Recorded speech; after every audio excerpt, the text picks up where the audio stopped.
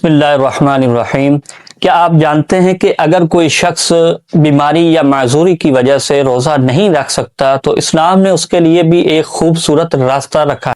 پوری ویڈیو آخر تک ضرور دیکھیں۔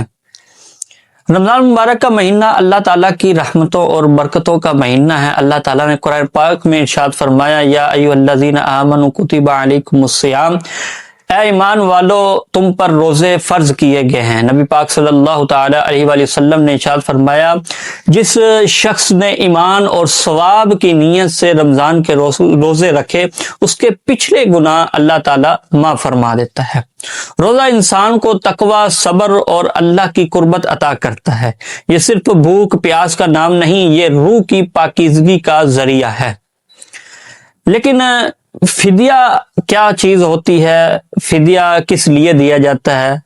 یہ سوال پیدا ہوتا ہے کہ جو شخص کسی شرعی مجبوری کی وجہ سے روزہ نہ رکھ سکے تو اس کا فدیہ کتنا ہے؟ اللہ تبارک و تعالیٰ نے قرآن میں اس کا بھی حل ارشاد فرمایا کہ جو روزہ رکھنے سے معذور ہوں وہ فدیہ دیں، ایک مسکین کو کھانا کھلائیں۔ اس کا مطلب یہ کہ ہر ایک چھوڑے ہوئے روزے کے بدلے ایک مسکین کو 2 وقت کا پیٹ بھر کر کھانا کھلایا جائے، یا ہر روزے کے بدلے صدقہ فطر کے برابر رقم یا اناج دی جائے۔ فدیہ کون دے سکتا ہے؟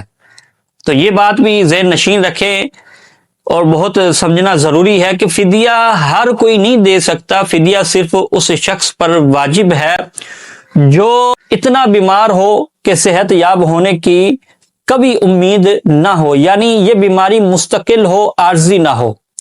دوسری بات یہ کہ روزوں کی قضا کرنے کی بھی طاقت نہ رکھتا ہو، کیونکہ اگر بعد میں روزے رکھنے کی امید ہو تو پھر بھی قضا کرنی ہوگی، فدیہ ادا نہیں کرنا ہوگا۔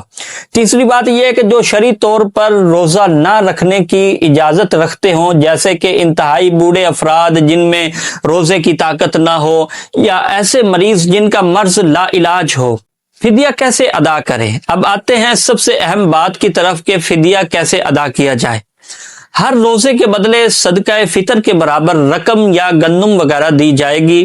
جو لوگ پہلے سے یہ جانتے ہوں کہ وہ روزے نہیں رکھ سکتے، یعنی اتنے بیمار ہیں اور ان کا مرض لا علاج ہے یا اتنے بوڑھے ہیں، تو اگر روزے رکھیں گے تو ان کے لیے پریشانی کا باعث ہوگا، تو ان کو پہلے سے معلوم ہو تو وہ روزے نہیں رکھ سکتے، تو وہ رمضان کے شروع میں ہی تمام 29 یا 30 روزوں کا فدیہ اکٹھا دے دیں۔ بہتر یہ ہے کہ 30 روزوں کا اکٹھا فدیہ دے دیں۔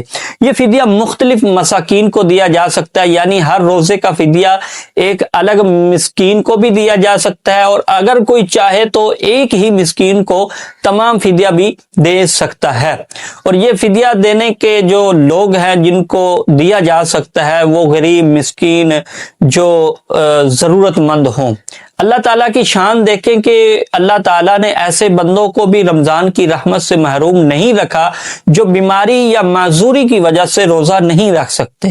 اللہ سے دعا ہے کہ وہ ہمیں صحت و تندرستی سے نوازے، رمضان کے روزے رکھنے کی توفیق عطا فرمائے۔ جو روزے نہیں رکھ سکتے انہیں فدیہ ادا کرنے کی توفیق عطا فرمائے، آمین۔